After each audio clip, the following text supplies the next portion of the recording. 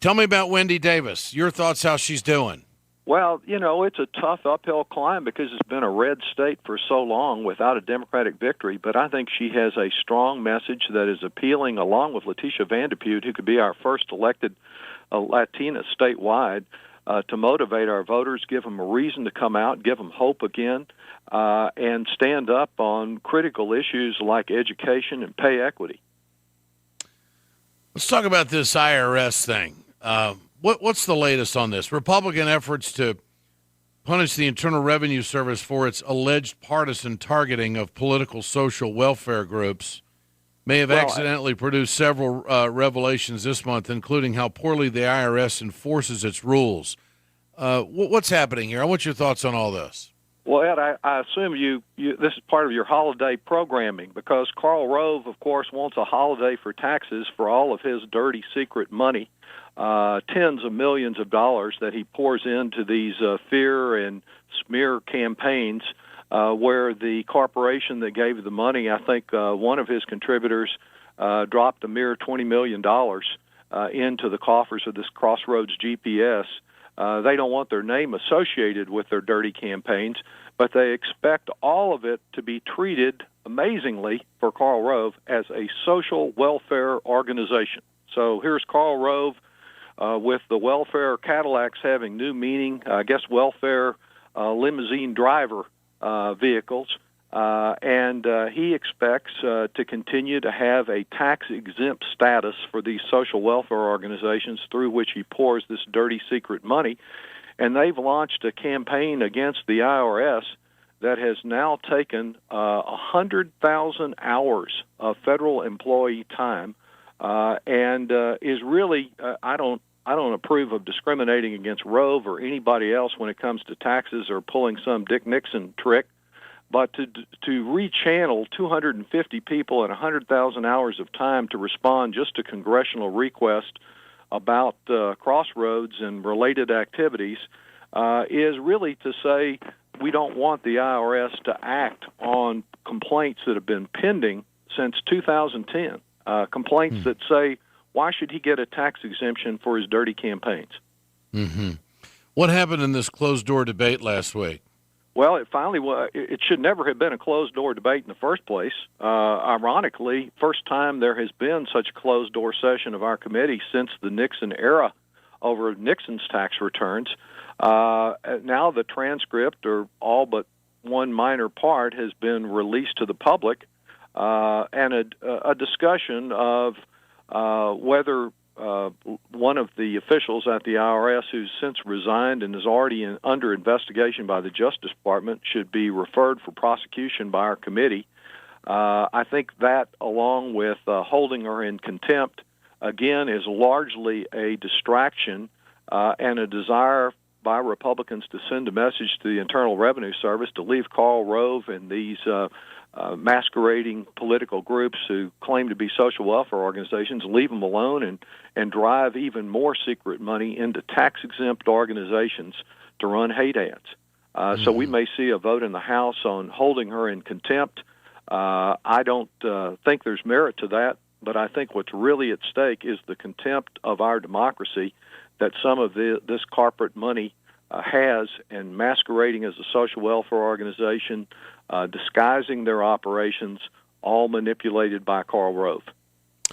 One of the things that strikes me, and we go right to the root of it, is that it's all about identifying the money.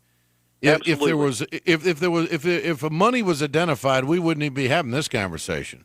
That's right, Ed. And you remember the last time we had any major bipartisan campaign finance reform legislation, that was the big Republican cry. Let's just have disclosure and let the system work. And now, of course, they're against disclosure and for secret money. And the Supreme Court coming along about the same time, first with Citizens United, now with this more recent decision, gives new meaning to the old saying that money talks, because it's talking big in Congress and in the presidential races, and it really distorts the priorities. You're not going to find any ordinary wage earner in there, small business person involved in these secret organizations. It's the big money designed to set the agenda and letting that big money talk in a very powerful way that squeezes out the voice of ordinary American citizens and small businesses. So, where is Rove now on full disclosure? Why is he saying these people should be protected? This, for instance, this $20 million donor to his Crossroads GPS.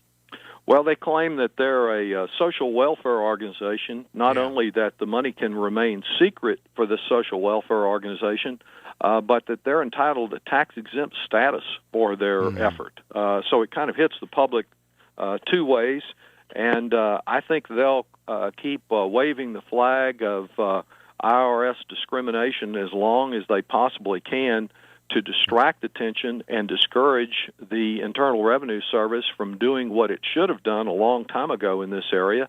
And also, they're out there, the Treasury Department has been considering a rule to reevaluate what I think was a misinterpretation of the law by them decades ago in organizations that deserve tax-exempt status.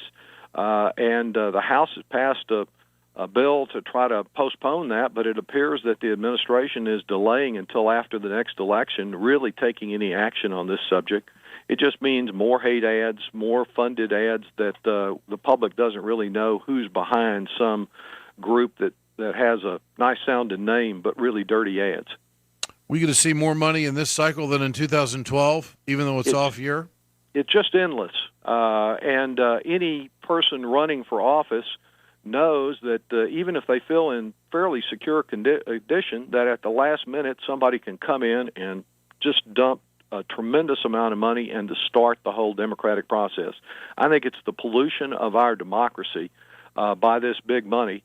And it's not only the candidates that they appear to just be practically paying for, bought and paid for, but it's the many who are scared off by the fear of what this sudden corporate buying can do.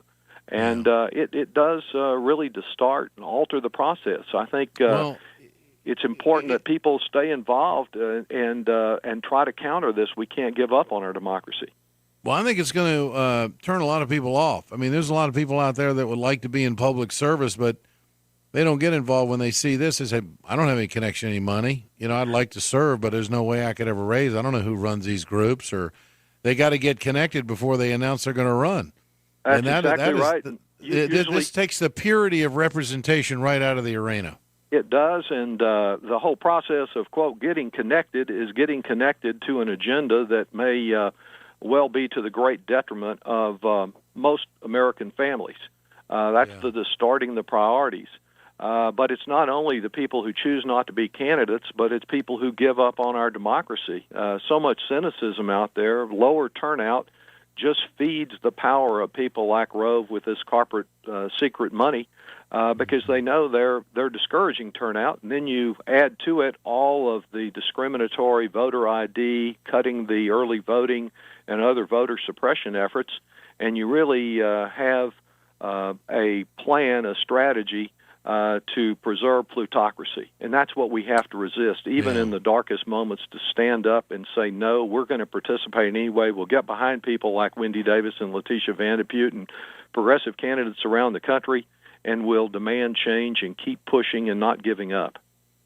Lloyd Doggett, Congressman from Texas. Good to have you with us, Lloyd. Thank you. Thank Appreciate you for your spreading time. the word, Ed. Thank you so much. Absolutely. Thank you. We'll do it again. I appreciate it.